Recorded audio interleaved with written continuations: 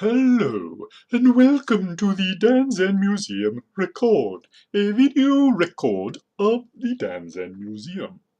I am Cluug, psychedelic historian, and today we have with us Inventor Danzen. Please welcome Danzen.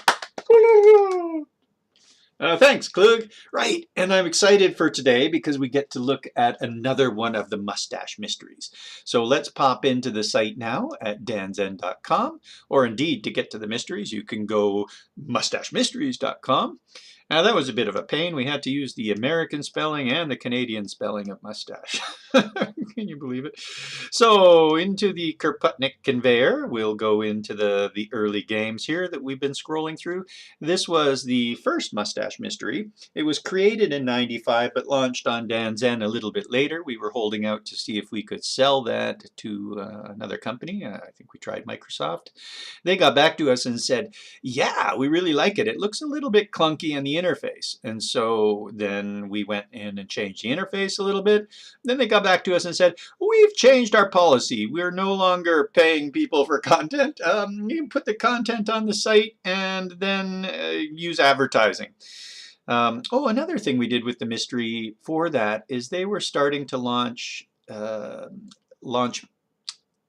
what would you call it, episodes in a sense. So trying to encourage people to come back for the next one. It was something that we were all doing. The workshop was set up as an episode. So you would see one picture a day and you'd come back and see the other picture later. So for the mystery, we gave you something like 20 questions and then said, and that's all for today. Come back tomorrow and you can play. And so we did, from a technological standpoint, put that into place. We then took that away when the internet, it just became obvious that we were no longer television doing episodes. We were everybody wants everything right now kind of feel. So the binge came into play. It's still quite a shame. There's just something about having to wait, a build-up, tension that people are no longer have that. Which is sort of too bad. I think they don't know what they're missing. But in this day and age of everything being given to you instantly, it just was very hard to put in delays. So let's go into Baron Digbody's castle now. We played these for real out in the real world. The Mustache wrote them, that being Danzen. Being me, a man of many persona, and it was so much fun to play these. This was one of the latter ones, and set specifically for a Halloween time. We actually do sell the booklets as well. It's this one's dedicated to Christine Leakey, who played the Space Girl in this one. Let's launch this. We do have booklets as well that you can get, and then it looks like it's set up through PayPal, and then play these mysteries yourself. Remember those murder mysteries that you would have in that would come in boxes? Well, you don't have to pay for the box. So for $9 rather than $30 or whatever, you get to print these things out yourself. And it was $10. So here are that's sort of a poster of the characters that Greg drew. I did the house again, and then let's play. So here we are, Baron Digbody's castle. So this was 500K, and watch the bottom bar as 500K mystery loads. A play button will appear. Did you see what happened? This little bottom bar, in the past, when this was first created, the little bottom bar would go, da, da, da, da, da, da, da. And so what we did is we gave you a little game you could play. You can try and operate this little car, which bangs into trees. I think it bangs into trees. You can operate this little car and try and get to the end there. You can do it. Yeah, nothing really happens, but just a little game to play while you're waiting, and then you play the mystery. Once again, we're keeping the file size of this down. by creating 16-bit color. So it's just this is a color with an overlay, and this one actually features various colors, I think. Oh, we have to go in first. So here is us going in to the castle. And isn't that neat? Ooh, and we have a little arrow saying, yeah, let's go to the door. But check this out. Little snakes in a graveyard right in front. Graveyard in their front yard. Greetings, primly attired guest. I am Bartholomew, and I solemnly put forth that I am a worthy butler. For I have greeted you promptly to this, the castle of Baron Digbody. Yeah, so that's Bartholomew. Who's this guy? Me lurk. Me no, great master, but me at least can open door. Classic. So right away we've got the gist of this mystery. All the servants have been missing. Or, oh crap, that's spoiler. That's the first part of the mystery, is to actually find out what the mystery is. I like that aspect. But anyway, you're getting a review of what the castle looks like, where you're going to come in, and then there's a snake den, a laboratory, a lens, a den, dens and kitchen. Okay, so click that. And here we are coming in. Anything? No, nothing to the right and the left. We go in. What the heck is this thing? It looks like a big sculpture of something. And then here's the tables. There's where we came in through. Interesting foyer. And here are these guys. We've met these guys, so we can ask them questions. Who's this? Hip, happy, hello. It's from me, Hippie the horticulturalist. I spotted an ad in the paper for a groundskeeper at Baron Digbody's castle, so I can go faster and really dig the idea of lightening up the place. Wouldn't you say? So she's Hippie the horticulturalist, and these two are the butlers. Which way should we go? I want to go into the snake den. Dum, dum, dum. Oh, the snake den. So now we're downstairs. Here's the space girl. Zagbotman, greetings. Blip, blip, blip. Blip, blip, blip. That's what she says. And of course, you can ask questions. So ask a question. What about a few days ago? Zagbot, void, void, blip. Blip, bleep. What do you know about yourself, Zagbot 4? Encrypted, bleep, bleep. So that means she's not going to tell you. Do you know anything about Bartholomew? Void, blip. No, isn't this so much fun? Void. Okay, fine. Let's get out of here. She does know some things. And up we go. Let's pop into here. Excuse me. We have Boris. No introduction. Great. I'm Professor Prune. Who'd you think I was? So, Professor Prune. Dr. Pepper!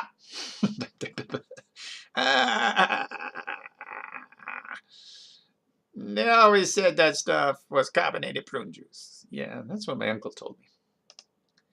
You need lots of liquids in you. So there we go. So we've got some people who live in the castle. Pardon my intrusion, but could you explain snakes? The chauffeur said he was taking some snakes to the Baroness's aunt in town. This seemed very suspicious. So you got here via the chauffeur. And what do you know about Professor Prum? No urgency. Come on, tell me something. Tell me about Lurk. Harumph, no idea. Okay, well, here we go. Nice. And back in. Oh, there's the Baron himself. Howdy, greetings, flop, flop. My, you have tasty-looking legs. Flop, but I digress. Welcome to my castle. Please enjoy, florble flop, your stay as much as I would enjoy you. That your stay, that is. So, do you have, Flurp, any bones about butlers? I don't know about butlers. What do you know about butlers, though? Often, a man of my stature goes slop fatouche slop. Must keep things private. This is very slow way that he's not going to tell anything about it. What about Baron Digbody? I'm hiding that worm from you. Come on, tell me something. Winding wood remindeth Ursula of snake curves. I must like it too. You must like it too. Here we go, snake turds. Who's this? I am Sandwich.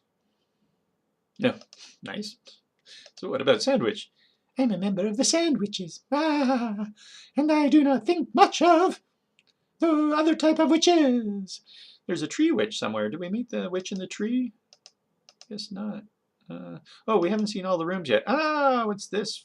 This is the laboratory. Oh, who's this? This is Zigzag.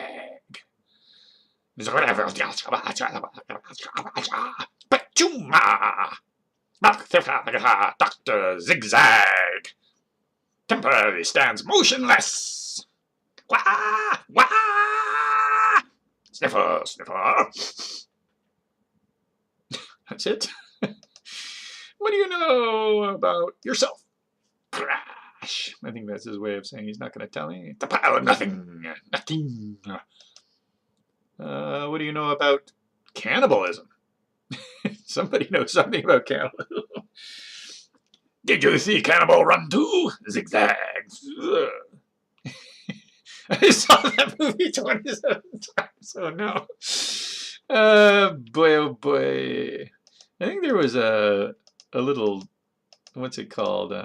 Easter egg in here. One of these things maybe did something. Takes you to Utopia. Great. Oh no, it gets you out of the mystery.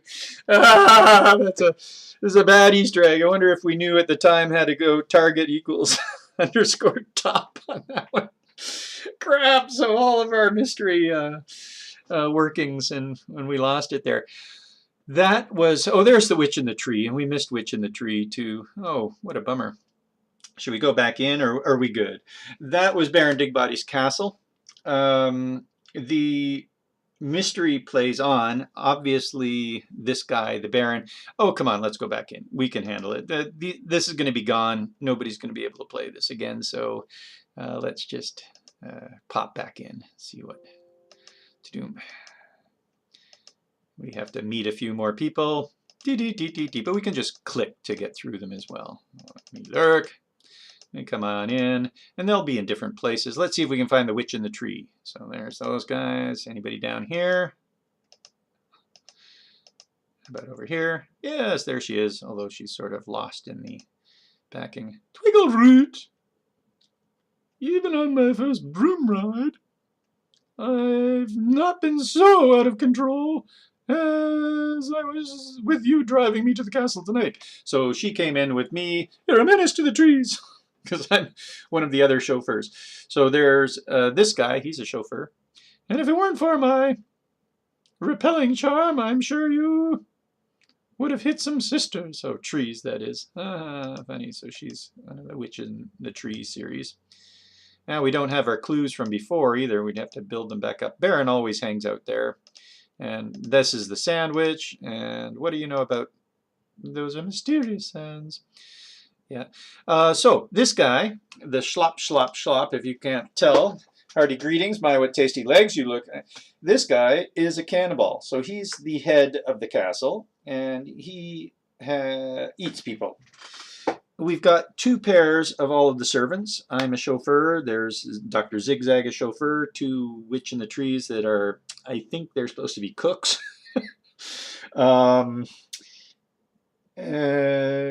We have the Space Girl. Space Girl was found in the castle, it turns out. She was found in the castle by the Professor Prune. Let's see if we can find the Professor Prune.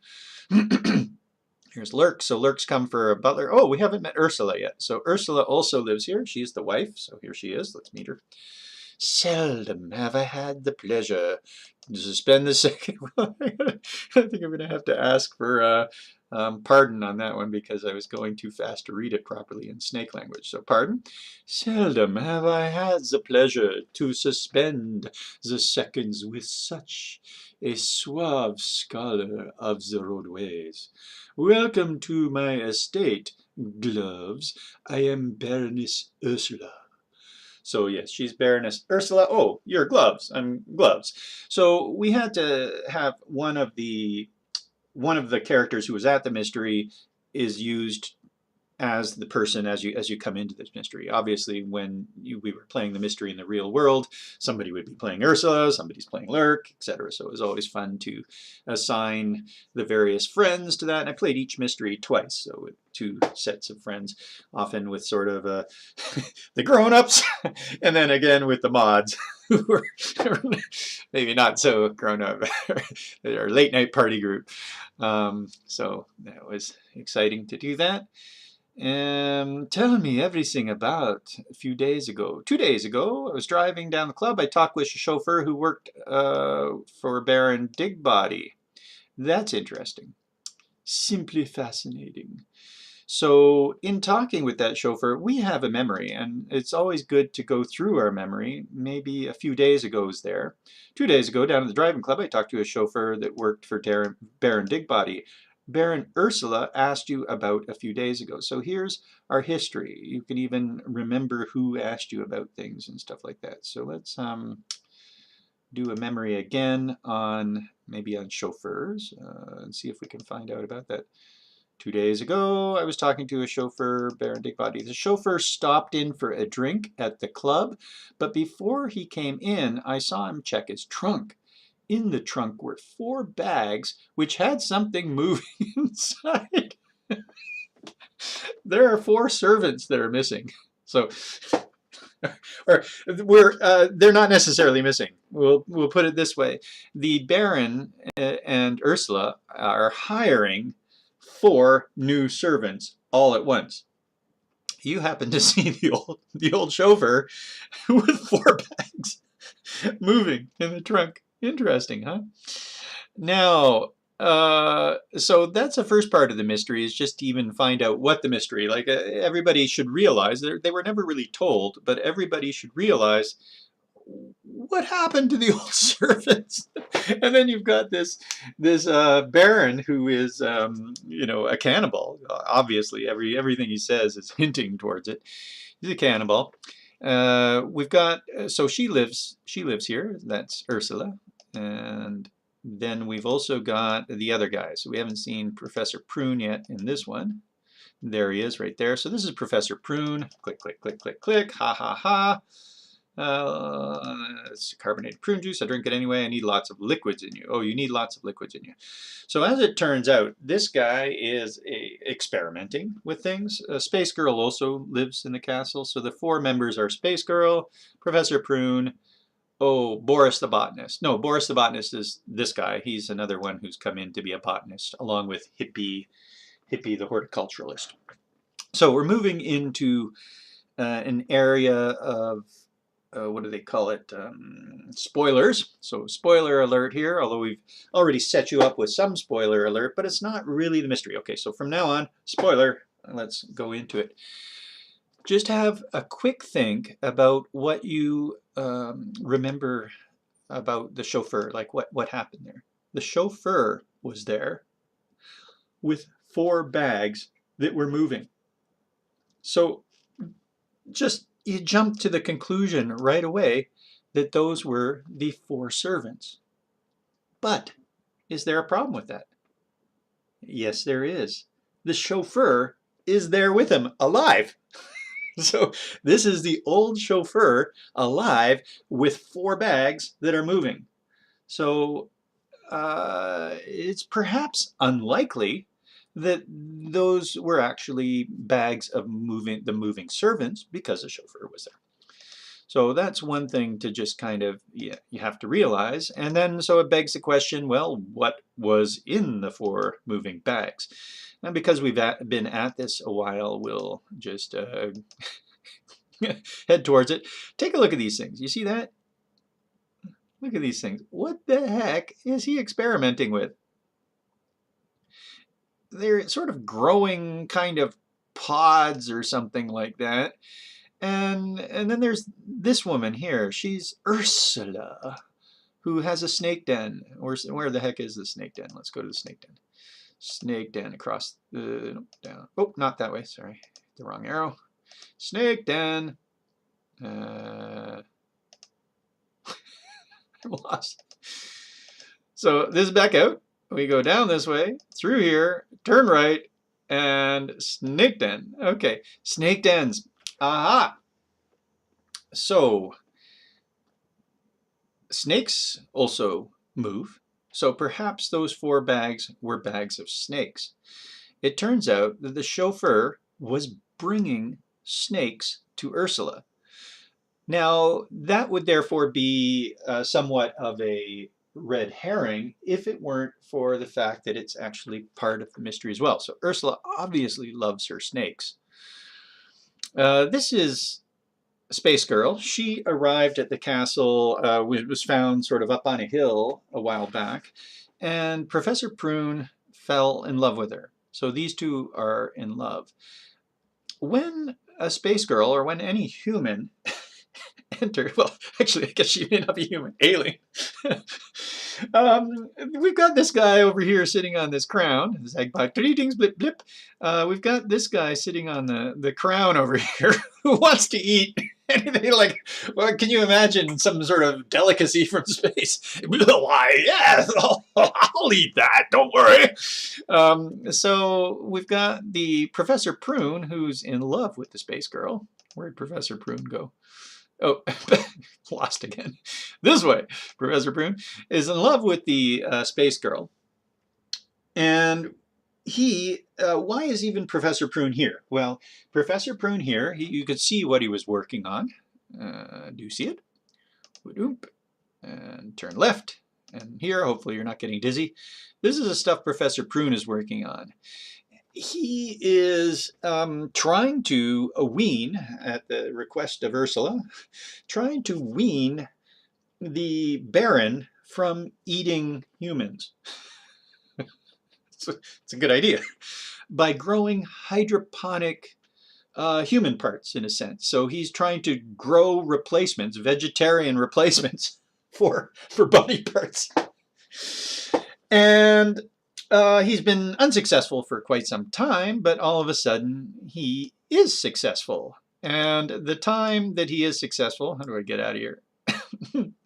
That's Ursula about the Baron Digbody. The castle is essential, isn't it? It belongs to Baron's dead ancestors who are buried out front. Lovely. What about your snake dens? Those were his disappearances. Do you know anything about disappearance? Sorry, something cannot be said. Oh, I would love to hear that. I'll try again. Disappearances. Seems as if I can't say.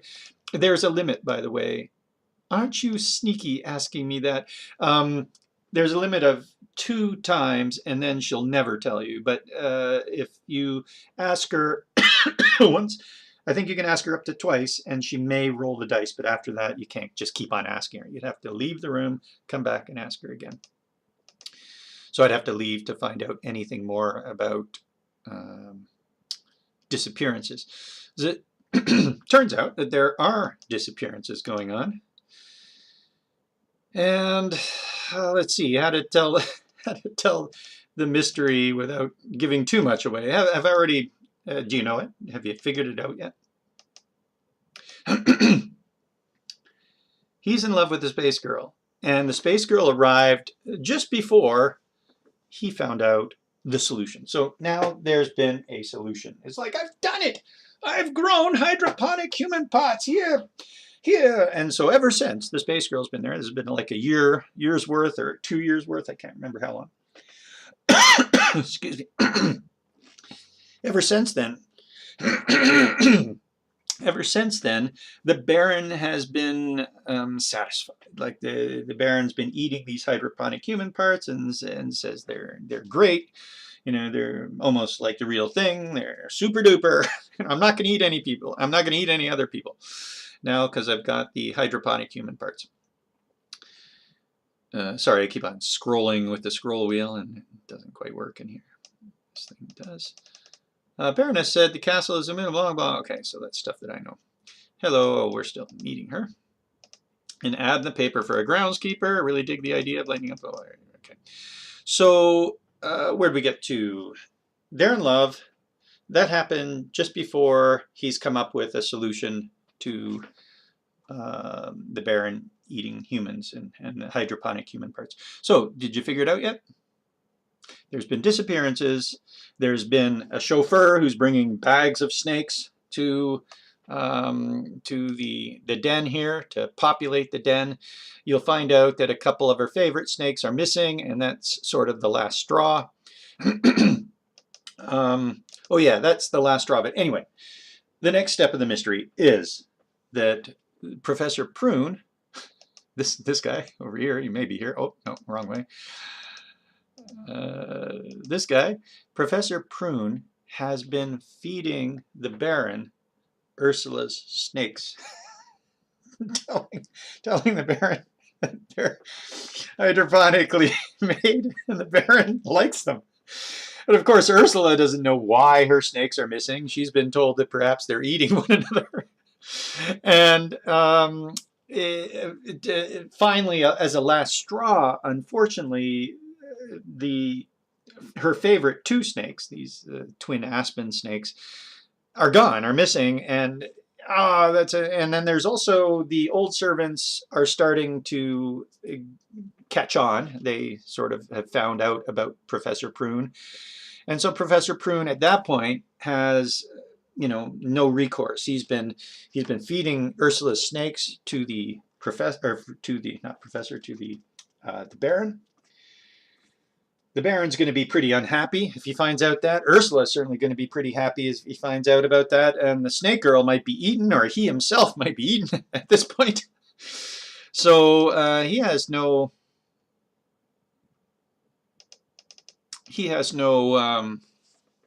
recourse but to actually kill the old servants. Oh, there's a whole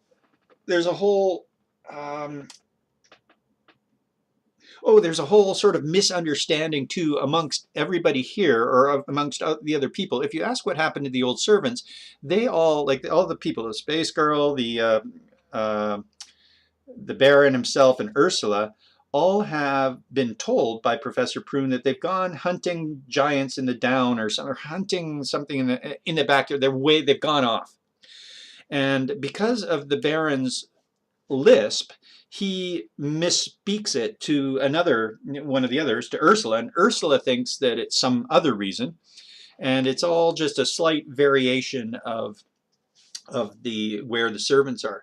So if you start asking them where the servants are, they say something slightly different each, and that just adds to the whole, I don't know what the heck is going on here. The servants seem to be gone. Everybody has a logical reason as to where they are, and now they're hiring new ones, so it's not the end of the world. Right, and anyway, as we've just mentioned, it is the Professor Prune who then had to use those servants for more food and stop taking the snakes, just to buy himself a little time for, I don't know what.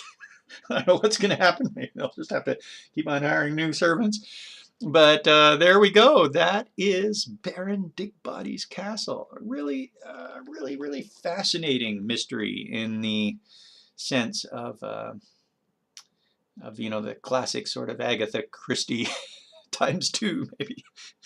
All right. Thanks, Clug, for having me here. And hopefully you guys, look, there's one more mystery to go through, and we'll look at that in another. Oh, she's asking about romance, so she knows something about romance between these two.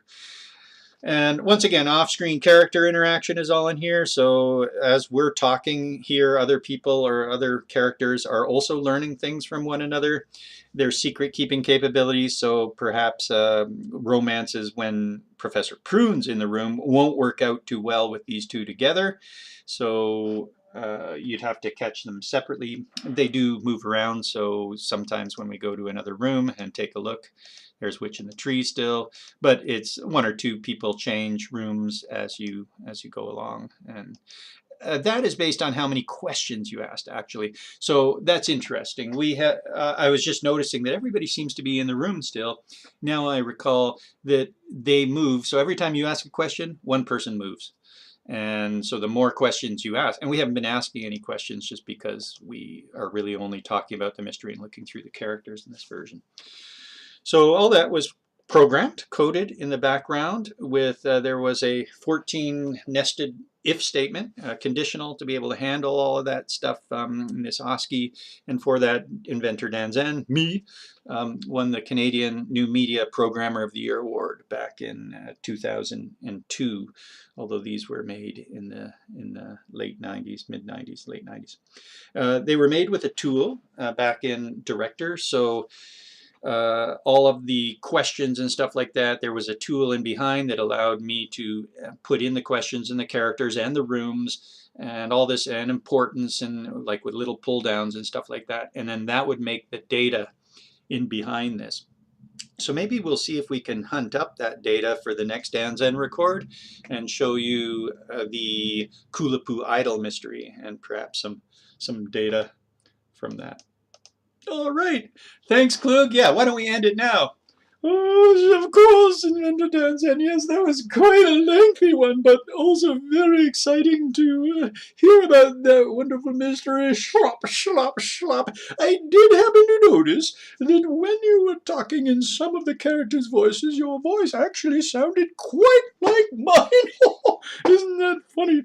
So, this is Clug Moi for the Dan Zen Museum record, and of course that is a picture of Dan Zen. It is not Clug Moi, that is me. No, no, no, no, no. And so, have a good one, and we will see you at the next Dan Zen record. Bloop, bloop.